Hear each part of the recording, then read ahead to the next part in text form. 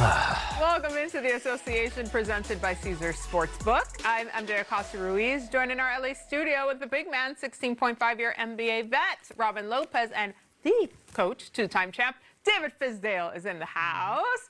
All right, so Game 6 in Philly with the Sixers trying to stave off elimination against the Celtics. We have another Caesar. Cesar, to be exact. Cesar. Man, it's been a minute since we've heard your welcome. I forgot what my music I know, low-key, so did I. Great to see you, Fred. Thank you.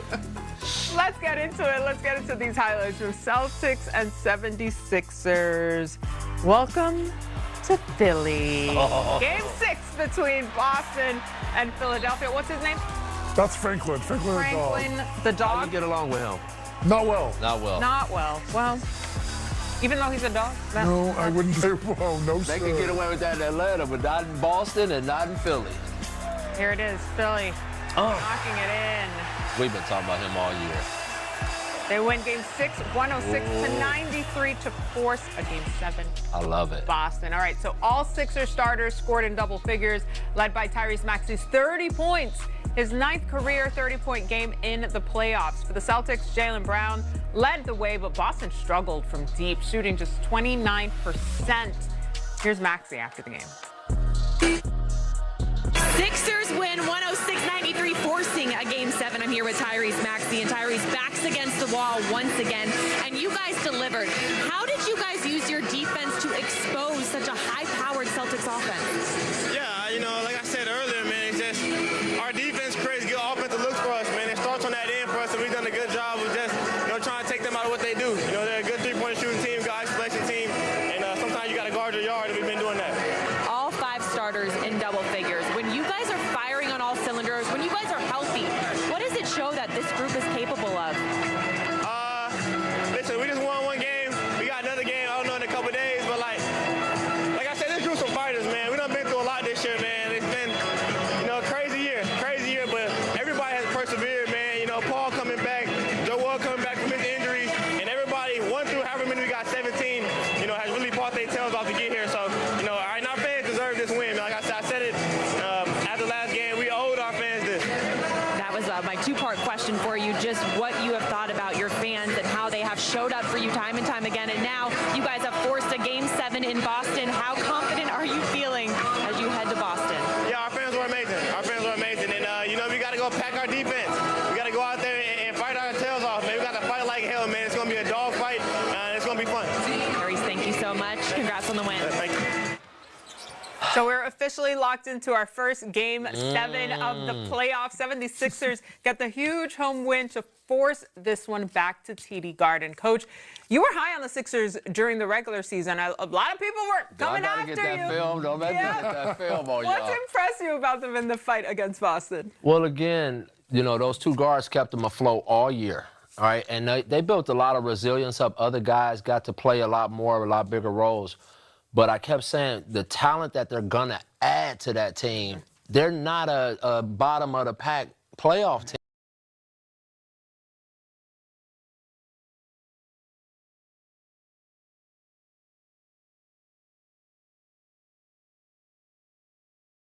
team. Like, they might be the most talented team in the East.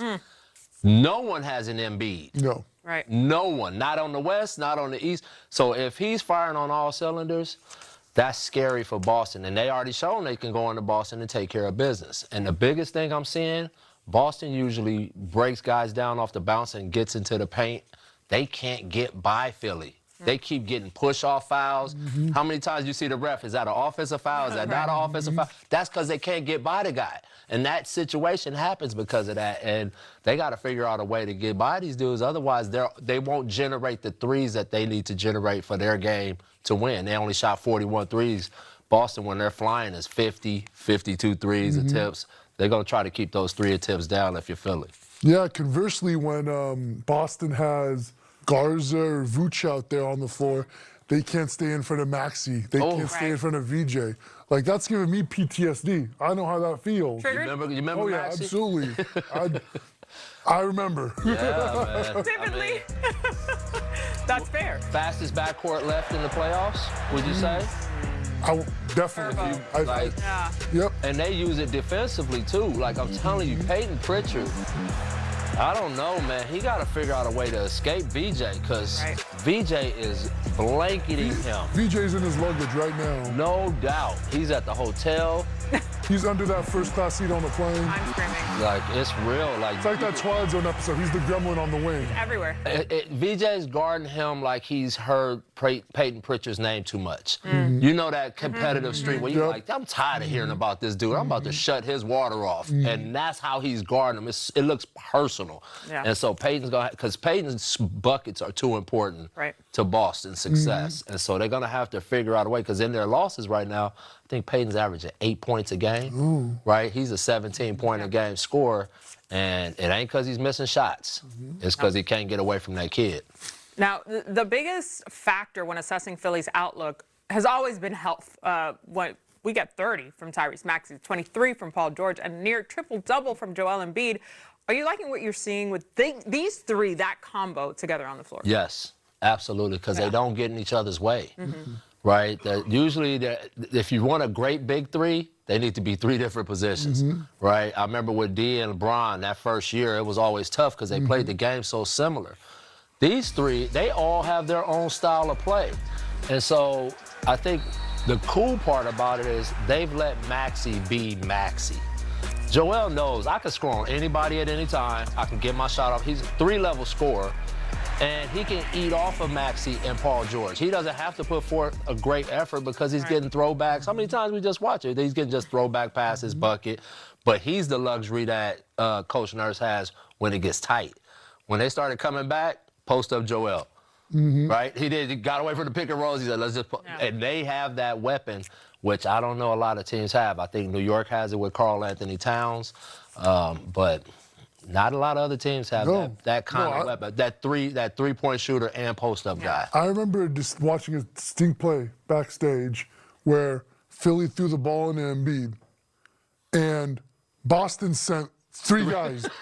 You know, they wanted to make sure he wasn't going to score. And it sowed that confusion. Like, they were like, who's going to back off? Who's going to, stay in the double team? But there aren't guys like that in the NBA. Not in this day and age. No, that's why I said it. I kept saying it all year. Like, I put that asterisk next to him, and I know people got sick of hearing me say it. The East kept doing this. Yeah. New York was up, New York is down. Boston's up, Boston's down. It was just no one was taking the East.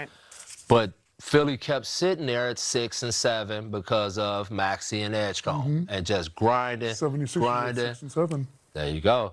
And I kept saying, if they can get Paul George back, if they can get Embiid back, right now I think they are the most talented team in the East. I think they're built perfectly. All the pieces fit. When you talk about Grimes, when you talk about Kelly Oubre, very hard to argue that. Drummond as the backup center, all of these pieces fit together. Like I said, probably my favorite part of it is Kyle Lowry is leading that group from the locker room, and that's awesome to see. All right, let's get you back to some post-game sound. We have Nick Nurse at the podium.